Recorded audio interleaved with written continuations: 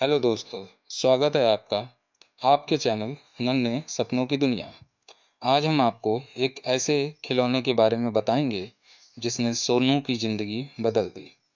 तो देर ना करते हुए चलिए स्टार्ट करते हैं हमारी कहानी अनोखा खिलौना।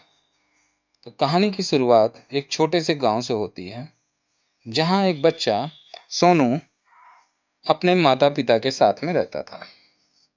तो सोनू अपनी माँ से कहता है, माँ मैं खेलने जा रहा हूँ। माँ, ठीक है सोनू, लेकिन ध्यान रखना और समय पर घर आ जा, जल्दी आ जाऊंगा। सोनू अपने दोस्तों के साथ बाहर निकलता है और वह उसके दोस्तों के साथ खेतों में खूब सारी मस्ती करता है। सोनू और उसके दोस्त खेलते खेलते गांव के बाहर एक पुराने से घर के पास पहुंचते हैं। यह घर काफी समय से खाली पड़ा था और वहां पर कोई नहीं आता था। अरे सोनू, यह वही पुराना घर है जहाँ कोई नहीं जाता।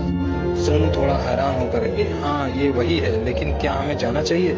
पायल कहती है, चलो अंदर चलकर देखते हैं, क्या पता हमें कुछ खास मिल जाए। सभी बच्चे हिम्मत जुटाकर घर के अंदर जाते हैं। अचानक सोनू की नजर एक पुराने बक्से पर पड़ती है। बक्से को देखकर सभी चौंक जाते हैं। सभी बच्चे बक्से को खोलते हैं और अचानक उसमें से एक पुराना लेकिन अनोखा खिलौना निकलता है।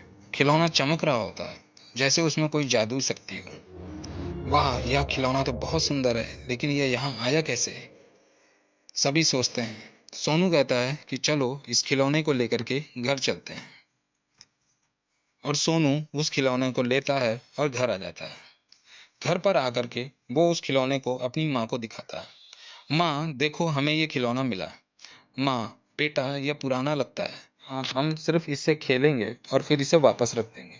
रात होते ही सोनू उस खिलौने के साथ खेलने लगता है और जैसे ही वह खिलौने को चालू करता है, खिलौना जीवित हो उठता है। खिलौना, नमस्ते सोनू, मैं जादुई खिलौना हूँ। मैं तुम्हारे साथ खेल सकता हूँ, अपना रंग बदल सकता हूँ, लेकिन मेरी एक शर्त है। सोनू, तुम बोल सकते हो, ये तो अद्भुत है, लेकिन शर्त क्या है? खिलौना गंभीर होते हुए, तुम्हें हर दिन कोई अच्छा काम करना होगा। अगर तुम ऐसा करोगे तो मैं तुम्हारे साथ खेलूंगा, तुम्हारे साथ खूब मस्ती करूंगा। सोनू उसकी बात सुनता है और उसकी बात पर राजी हो जाता है।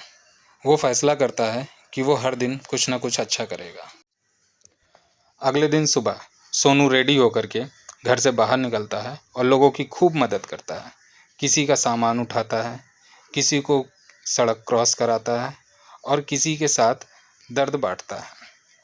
सोनू ये सब करते हुए बहुत खुश महसूस करता है। वो अपने दोस्तों की भी मदद करता है। अपने दोस्तों के साथ सभी तरह के दुख और दर्द को बांटता है। वो रास्ते में चल रहे जानवरों से भी मिलता है और उनको खाना खिलाता है। यह सब करने से सोनू को अब खुशी होने लगी थी। हर रात खिलौना जीवित हो जाता था और सोनू उसके साथ खेलता था।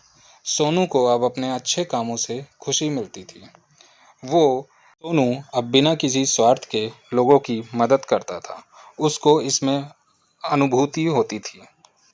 एक दिन सोनू को एहसास होता है कि उसे अब खिलौने की आवश्यकता नहीं है, क्योंकि उसे असली खुशी अपने अच्छे कामों से मिलती है।